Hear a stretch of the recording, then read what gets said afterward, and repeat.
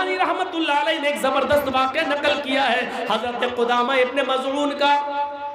اللہ کے نبی صلی اللہ علیہ وسلم پر جب شراب حرام کر دی گئی اس کے کئی سال تک آپ زندہ رہے، پھر ابو بکر کا دور آیا، ابو بکر 2 سال تک خلافت کیے، پھر حضرت عمر فاروق کا زمانہ آیا، حضرت عمر فاروق نے 10 سال خلافت کی، لیکن 4 سال کے بعد ان کے 4 سال کے بعد خلافت کے شروع میں 4 سال کے بعد ان کے سامنے ایک منظر آیا۔ اس وقت قدامہ ابن مظعون بوڑھے ہو چکے تھے، صحابی ہیں، بوڑھے ہو چکے تھے اور ان کو کئی بیماریوں نے گھیر لیا تھا، کئی بیماریوں نے گھیر لیا تھا۔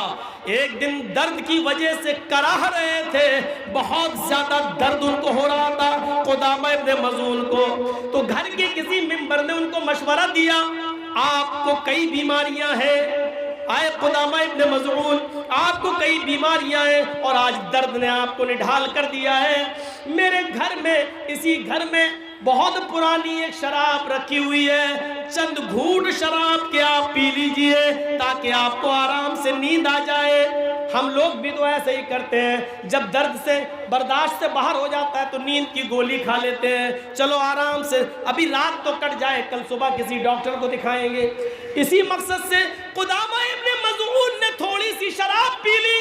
الاصابہ میں یہ واقعہ ابن حجر احمد ابن حجر نے نقل کیا ہے۔ میرے بھائیوں ذرا غور کیجئے گا، شراب کے چند گھونٹ پی لیے، پیٹ بھر کر نہیں، صرف اتنی پی لی کہ ان کو نیند آ جائے اور آرام سے سو جائیں، کل کسی حکیم سے یا طبیب سے ملیں گے۔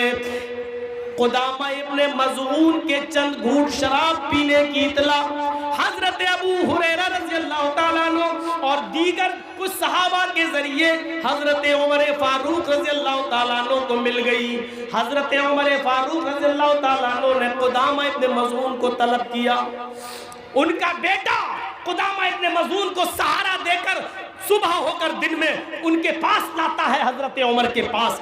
اب منظر دیکھیے جو میں دکھانا چاہتا ہوں، 50 بیماریوں میں مبتلا ہے قدامہ ابن مظعون، بوڑھے ہو چکے ہیں، 50 بیماریاں لگی ہوئی ہیں اور بے حد درجہ مجبوری میں انہوں نے شراب کے چند گھونٹ پی لیے تاکہ درد میں تھوڑا سا آرام مل جائے اور آرام سے سو جاؤں، مجبوری میں انہوں نے شراب پی۔ لیکن حضرت عمر فاروق نے صرف ایک سوال کیا، قدامہ آپ کے بارے میں، ہمارے شیخ آپ کے بارے میں مجھے یہ پتا چلا ہے، کیا یہ سچ ہے کہ آپ نے کل رات میں شراب پی تھی؟ کہا امیر المومنین آپ تو جانتے ہی ہیں، کئی مرتبہ آپ میرے گھر میں میری عیادت کے لیے بھی آ چکے ہیں، کل مجھے درد نے نڈھال کر دیا اس لیے میں نے چند گھونٹ پی لیے، ویسے تو مجھے کئی بیماریاں ہیں لیکن کبھی میں نے شراب کو ہاتھ نہیں لگایا۔ ارے جب شراب حلال تھی تب بھی میں نے شراب کو ہاتھ نہیں لگایا، لیکن کل حد درجہ مجبوری میں مجبور ہو کر میں نے شراب پی لی کیونکہ درد نے مجھے بے بس کر دیا تھا۔ ہاں یہ سچ ہے، آپ کو جس نے بھی خبر دی ہے اس نے صحیح بولا ہے، میں نے چند گھونٹ پی لیے۔ فرمایا اے قدامہ یہ تم نے کیا کیا؟ اب میرے اوپر یہ ذمہ داری عائد ہوتی ہے کہ میں تمہیں 40 کوڑے ماروں۔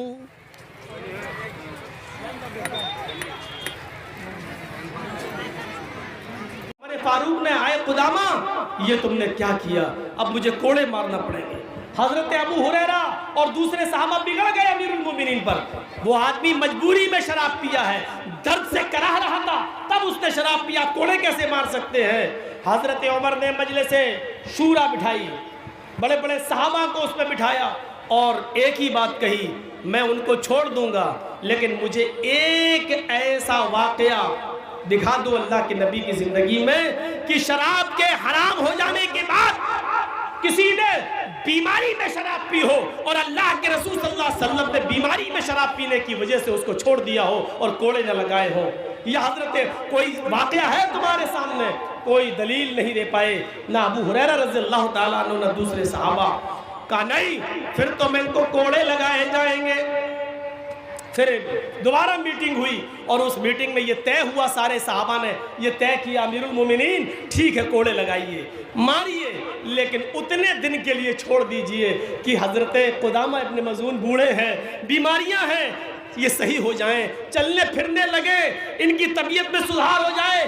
ابھی تو ان کا بیٹا ان کو سہارا دے کر یہاں تک لایا ہے، ایسی कैसे कोड़े मारेंगे, 50 बीमारियां हैं इनको, कम से कम उतने दिनों के लिए मोहलत दे दो ताकि ये चलने फिरने लगे, मस्जिद आना जाना हो जाए, अपने से ये उठने बैठने लगे। हजरत उमर फारूक कहते हैं कि मैं भी चाहता हूं कि उतने दिन की इनको मोहलत दे दूं और इनको छोड़ दूं, लेकिन आप लोग इस बात का फैसला कीजिए कि मुझे खातिम बनाया गया है, मुझे जिम्मेदार बनाया गया है। अगर मैंने इनको 10, 15, 20 दिन की मोहलत दे दी और इनको कोड़े मारने से पहले मैं ही इस दुनिया से रुखसत हो जाऊं, मेरा ही इंतकाल हो जाए, तो मैं अपने रब को क्या मुंह दिखाऊंगा, मैं अपने रब को क्या जवाब दूंगा। एक आदमी जिसने अपने जुर्म को कबूल किया है, हद शरई का मुर्तकिब था, इसके बावजूद आपने उसको छोड़ दिया है, क्या मुंह दिखाऊंगा। फिर हजरत उमर फारूक ने किसी की नहीं मानी। हजरत अबू हुरैरा कई दिन तक उनसे नाराज भी रहे इस बात पर, और भी सहाबा नाराज रहे, लेकिन हजरत उमर ने किसी की नहीं सुनी। कुदामा इब्न मज़ून को खड़ा किया गया और अपने जल्लाद से उनको 40 कोड़े लगवाए गए। बुढ़ापे में बीमारी की वजह से मजबूरी में नींद नहीं आ रही थी और दर्द से कराह रहे थे, तब उन्होंने शराब पी, लेकिन इस बुढ़ापे में भी उनको कोड़े मारे गए। कुदामा इब्न मज़ून को, मेरे भाइयों, कुदामा इब्न मज़ून 40 कोड़े खा तो लिए, लेकिन इब्न हजर लिखते हैं अल-इसाबा में कि उसके बाद फिर वो पूरी जिंदगी जितने दिन जिंदा रहे, साल, 2 साल, 3 साल, जितने दिन भी कुदामा इब्न मज़ून जिंदा रहे, फिर वो बिस्तर से उठ नहीं सके। उनकी हड्डियों में इतना दर्द बढ़ गया कि फिर वो सारी नमाजें बिस्तर पर पढ़ते रहे, और उमर फारूक के कोड़े मारने की वजह से फिर वो बिस्तर से उठ नहीं सके और उसी बिस्तर पर उनका इंतकाल हुआ। लेकिन हजरत उमर फारूक ने कोड़े मारे।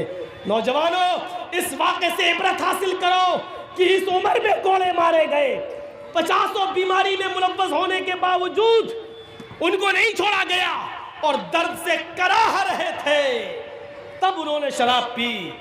अपनी मर्जी से आप भी नींद की गोली नहीं खा सकते हो। सुन लो, आप नींद की गोली तभी खा सकते हैं जब आप डॉक्टर के पास जाएं और उसको अपना मर्ज बताएं और डॉक्टर आपको लिख के दे कि हाँ आप इस पावर की दवा ले सकते हैं, क्योंकि जब आपको डॉक्टर डिसाइड करेगा फैसला तब आप ले सकते हैं। अपनी मर्जी से 1 mg की और 0.5 mg ये आप नहीं ले सकते हो, क्योंकि कभी कभी अपनी मर्जी से आप हैवी डोज भी ले सकते हो जो आपके लिए नुकसानदेह भी है, और शरीयत भी आपको इस बात की इजाजत नहीं देती कि आप नशे की दवा अपनी मर्जी से इस्तेमाल करें। मेरे भाइयों, यही तो हजरत उमर फारूक ने कहा कि आपने अपनी मर्जी से कैसे शराब पी ली, आप कौन होते हैं, आपने डिसाइड कैसे कर लिया, जबकि हमें ऐसी कोई दलीलें नहीं मिलती हैं। तो मेरे प्यारे भाइयों, इन वाक़यात को सामने रखिए और इबरत हासिल कीजिए। अल्लाह के रसूल सल्लल्लाहु अलैहि वसल्लम ने कभी कहा था, बनी इस्राइल में 72 फिरके थे, मेरी उम्मत में 73 फिरके होंगे, हस्बन नाली बिन नाल, जैसे पैरों में पहने जाने वाले जूते बराबर होते हैं, उसी तरह मेरी उम्मत में बनी इस्राइल में कोई फर्क नहीं होगा। हत्ता इन कान मिनहुम मन अता अला उम्मिही अलानियतन, अगर बनी इस्राइल में कोई अपनी माँ के साथ एलानिया जिना किया होगा, चौराहे पर जिना किया होगा, सबके सामने अगर किसी ने अपनी माँ के साथ जिना किया होगा, तो मेरी उम्मत पर भी क़यामत उस वक्त तक नहीं आएगी जब तक कि मेरे उम्मत के अफराद भी अपनी माँ के साथ एलानिया जिना न करें। उम्मत मोहम्मदिया अपनी माँ के साथ जिना, माँ बहन बेटी के साथ जिना का ये दरवाजा मेरे भाइयों अगर कहीं से खुलेगा तो यही शराब से खुलेगा। अगर आप चाहते कि मेरे हाथों से मेरी माँ, मेरी बहन, मेरी बेटी की इज्जत और आबरू बची रहे, तो शराब को छोड़ना पड़ेगा और शराब की नफरत अपने दिलों में पैदा करनी होगी।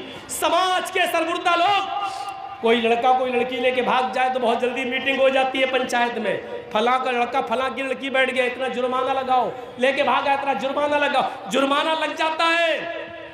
वो समाज के जिम्मेदार जो फौरन मीटिंगें करते हैं, उनको ये मीटिंगें करनी चाहिए कि फला आदमी शराब पी रहा है, वो हमारे समाज में रह कैसे रहा है, उसका सोशल बाइकाट किया जाए, उसकी मौत और खुशी, शादी और ब्याह में उससे लेन देन तक किया जाए, शादी ब्याह में और मिट्टी में यानी मौत और खुशी में उसका बाइकाट किया जाए। जब तक कड़ी सजाएं मुतय्यन नहीं होंगी, शराब हमारी सोसाइटी से नहीं निकलेगी। हमें शराब के लिए मीटिंगें करना होंगी और अपने मुआशरे को पाको साफ करना होगा। 5:09 हो गए हैं, 10 मिनट 5:20 पर मेरे भाइयों अजान है, मुझे भाटोल जाना है। 10 منٹ میں آپ کے روبرو ہوں، سامنے ہوں، آپ سے صرف گزارش کر رہا ہوں. لوگ اتنے پریشان ہیں کہ مولانا صاحب اس بنواڑی کی جامع مسجد کے لیے چندہ نہیں ہوا، آپ تھوڑا سا. تو اگر اسلام میں ہاتھ جوڑنا جائز ہوتا تو میں جوڑ لیتا، ہاتھ دامن پھیلانا جائز ہوتا تو میں آپ کے سامنے پھیلا کے کہہ دیتا. میں 10 منٹ بیٹھا ہوا ہوں، آپ کو اگر مجھ سے محبت ہے، اور ویسے تو بہت زیادہ دیکھنے میں ملتی ہے، اگر حقیقی محبت ہے تو میرے ہاتھ میں یہاں لا کے کچھ دے دیجئے اس مسجد کے لیے. میں اپنے لیے نہیں، اس مسجد کے لیے آپ سے مانگ رہا ہوں، اور میں وہ دعا نہیں دوں گا جو دعا کا یہاں رواج ہے. بس اللہ تعالیٰ ہی آپ کو اس کا اجر عظیم دے گا. من بنا للہ مسجدا بنى اللہ لہ بیتا فی الجنہ، جو دنیا میں اللہ کے لیے مسجد بنائے گا اللہ اس کے لیے جنت میں گھر بنائے گا. تو بس